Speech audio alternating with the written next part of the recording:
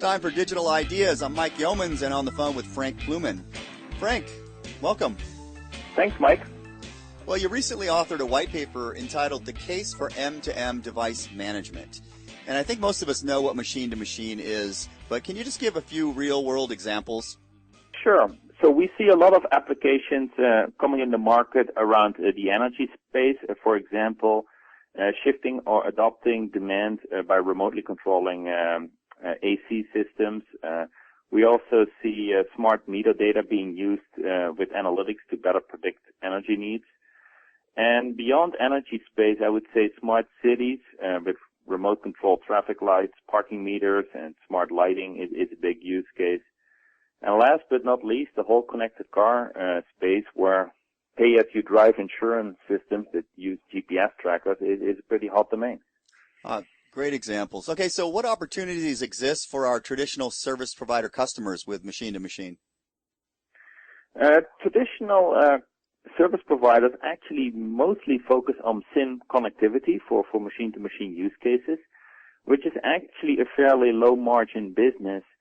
The opportunity that I see for service providers is basically to expand their value proposition just beyond connectivity.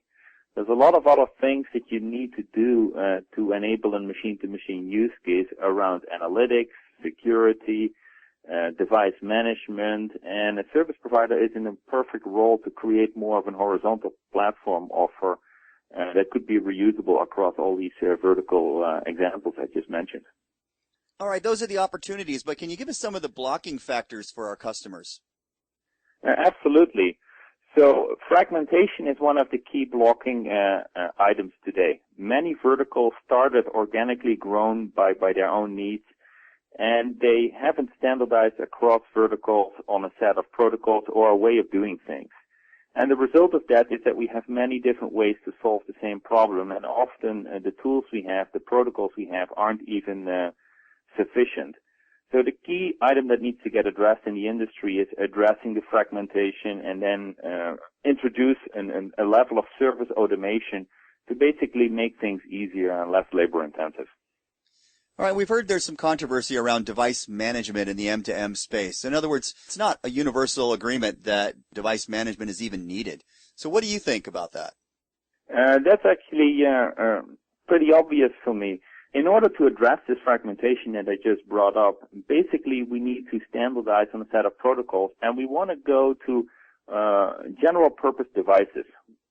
One of the things I hear from our customers is that devices are typically relatively expensive in the machine-to-machine space, and that's not so much related to the cost of sensors or the complexity of the device. It's basically related to the lack of volume. So compared to the consumer industry, this is a highly fragmented market, and having lacking volume in those devices basically drives up the cost. So the reason I'm saying this is basically how do you create more volume is basically by using more general purpose devices, and in order to do that, you need to make those devices programmable. Right? So you use a generic device, and if you want to tell it which use case to use it for, or who to talk to in the cloud, or which application to work with, and what data to collect for you, you need to configure it. Right? And the best way to do that at mass is basically using remote device management.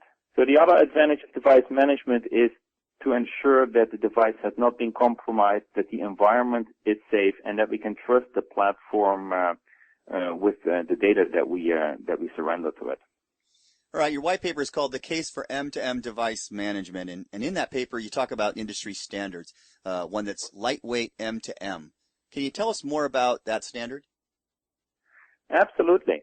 So lightweight M2M is a relatively new standard completed by the OMA Alliance last year, and from my observation, it did a great job in addressing some of the key pain points that we just discussed and that exist with proprietary protocols out there today. So I'll briefly go over some of those pain points for you. First pain point is bandwidth efficiency. So data usage is very important in low ARPU applications in the machine-to-machine space, and lightweight M2M uses CoAP technology, which is super efficient in delivering a message exchange in the order of tens of bytes instead of hundreds or thousands of bytes. So that's the first point. Second point, security.